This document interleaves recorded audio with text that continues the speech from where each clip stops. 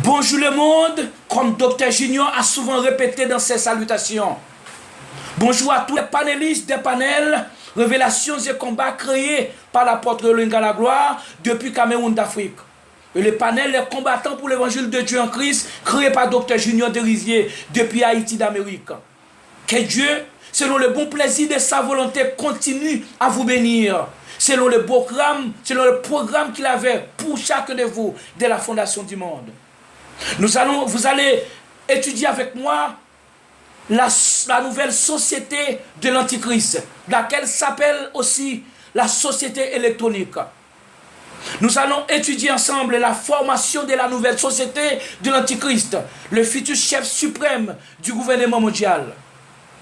L'une des missions sociales de l'Antichrist que nous allons voir ensemble, c'est l'élimination ou l'exclusion de l'une des trois classes sociales qui composent notre société d'aujourd'hui. Voici les trois classes qui composent la société d'aujourd'hui. Petits et grands, premier. Riches et pauvres, deuxième. Libres et esclaves, troisième. L'une de ces trois classes sera éliminée, exclue complètement de cette société par le gouvernement de l'Antéchrist. Après quoi, le monde se convertira en société de l'Antéchrist. Une société qui se composera en deux classes, ou de deux classes. La classe riche et pauvre sera logiquement effacée de cette société à jamais par le gouvernement mondial. C'est exactement ce que Jean a déclaré dans ce verset-là. Apocalypse 13, verset 16 et Apocalypse 19, verset 8, verset 18. Lisons ensemble le chapitre 1 de l'Apocalypse, le verset 16. Et elle fit que tous petits et grands, riches et pauvres, libres et esclaves, reçussent une marque sur leur main droite ou sur le front. Ici, c'est le commencement du gouvernement de l'Antéchrist. Il doit commencer avec ces trois classes de notre société. Petits et grands, riches et pauvres, libres et esclaves. Tandis que dans le chapitre 19 du même livre, au verset 18, le chapitre qui est la fin de son gouvernement, on constate seulement deux classes, lesquelles sont petits et grands, libres et esclaves. La classe riche et pauvre n'est pas là. Elle est logiquement éliminée sans que personne soit rendu compte de cette tragédie sociale quant à la justice humaine et de cette félonie sociale contre les riches. Grâce au panel, les combattants pour l'évangile de Dieu en Christ et révélations et combats, à travers lesquels, sous la bannière de notre ministère, Christ vous a fait entendre pour la première fois cette révélation cachée aux savants et intelligents du monde, maintenant révélée à vous les barbares, les non-civilisés, les incultes ou les ignorants du monde. On doit poser cette question: qu'est-ce que l'Antichrist a fait pour arriver à transformer cette société de trois classes en une société de deux classes, sans aucune opposition de la part des millionnaires du monde? Le verset 20 du chapitre 19 a répondu pour nous la question. C'est parce qu'il avait séduit les habitants de la terre par les prodiges qu'il avait fait devant eux. Avec ces prodiges, ces miracles, au chapitre 1 de l'Apocalypse, dans les versets 11 à 15, le gouvernement de l'Antéchrist aura fait deux grands exploits. Virgule, économiquement parlant, virgule, il va tromper les riches au profit des pauvres. Point virgule. Et spirituellement parlant, il séduira le monde entier pour le bien de son père, le diable, pour qu'il soit adoré par le monde. C'est-à-dire ceux dont le nom n'a pas été écrit de la fondation du monde dans le livre de vie de l'Aïo. Apocalypse 13, verset 2, verset 3 et verset 8. Pour que ces exploits sociaux soient possibles, d'abord, il faut faire disparaître l'argent en papier ou pour le remplacer par un argent électronique, représenté par la puce électronique implantée sous la peau des humains. Après quoi, ce monde s'appellera le monde électronique de l'Antéchrist. L'argent en papier de tous les pays du monde commence à dire le monde au revoir jusqu'à jamais.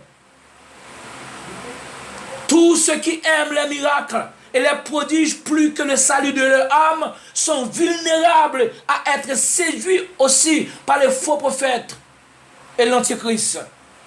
Maintenant, la plus grande séduction des âmes se rencontre dans les miracles et les prodiges faits par des faux pasteurs, des faux prophètes et des faux évangélistes d'aujourd'hui. Il n'y a plus d'applaudissements de louanges, il n'y a plus d'applaudissements, de louanges, de respect pour ces faux serviteurs à cause de ces miracles, à cause de ces prodiges que les enseignants de la parole salvatrice du Nouveau Testament du Christ.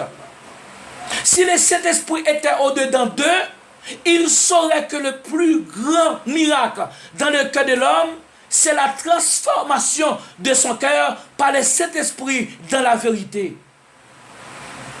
L'Antichrist sera un Dieu des pauvres, un libérateur des pauvres.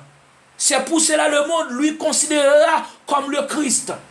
Après les miracles qu'il aura fait devant le monde entier pour que le monde puisse croire en lui. À partir d'aujourd'hui, on doit savoir que l'argent que vous aurez dans la banque sera appartenu au gouvernement de l'Antéchrist pour le mettre au service des pauvres. Aujourd'hui, vous devez savoir que vous êtes en train d'accumuler vos biens pour les pauvres du monde. Les pauvres hériteront vos biens sans travail, sans les sueurs. Pendant vous êtes en train de travailler pour eux. L'argent en papier est converti maintenant en argent électronique. Vous avez des richesses électroniques, c'est-à-dire vous aurez une richesse imaginaire. Pour être considéré comme possédeur de cette richesse imaginaire, vous devez avoir la puce électronique implantée sous votre peau. Si vous n'en avez pas, automatiquement vous allez perdre tout. Et vous serez devenu l'un des plus misérables du monde. Le nouveau système social du monde ne vous reconnaîtra pas comme l'un de ses contenus ou de ses ingrédients.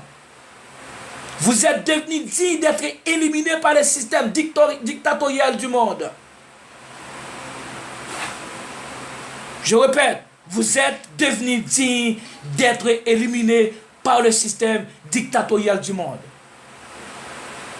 Je suis en train d'écouter la voix qui continue à dire « Malheur à la terre et à la mer, car le diable est descendu vers vous, animé d'une grande colère, sachant qu'il a peu de temps. » Et un troisième ange l'a suivi en disant d'une voix forte, si quelqu'un adore la bête et son image et reçoit une marque sur son front ou sur sa main, il boira lui aussi du vin de la fureur de Dieu, versé sans mélange de la coupe de sa colère. Il sera tourmenté dans le feu et le soufre devant les 16 anges et devant l'agneau. Et la fumée de leur tourment monte au siècle des siècles. Et ils n'ont de repos ni jour ni nuit. Ceux qui adorent la bête et son image, et quiconque reçoit la marque sur son nom, au-dessus de son nom. Après cela, j'entendis dans le ciel, comme une voix forte d'une foule nombreuse, qui disait, Alléluia, le salut, la gloire et la puissance sont à notre Dieu, parce que ses jugements sont véritables et justes, car il a jugé la grande prostituée qui corrompait la terre par son impudicité. Il a vengé le sang de ses serviteurs en leur demandant de sa main. Et ils dirent une seconde fois, Alléluia. Et sa fumée monte au siècle des siècles. Et les 24 vieillards et les 4 êtres vivants se prosternèrent et adoraient Dieu, assis sur le trône, en disant Amen, Alléluia. Et une voix sortit du trône, disant, louez notre Dieu, vous tous ses serviteurs, vous qui les criez, petits et grands. Et j'entendis comme une voix d'une foule nombreuse, comme un bruit de gros eaux, et comme un bruit de fort tonnerre, disant, Alléluia, car le Seigneur notre Dieu Tout-Puissant est entré dans son règne. Réjouissons-nous et soyons de l'allégresse et donnons-lui gloire, car les noces de l'agneau sont venues et son épouse s'est préparée. Oui, des Voltaire, pour vous servir avec l'amour, avec flexibilité, avec tolérance, non de ma part, mais de la part de notre Seigneur le Christ, d'une manière incontestable, indéniable et même inévitable au siècle des siècles. Amen.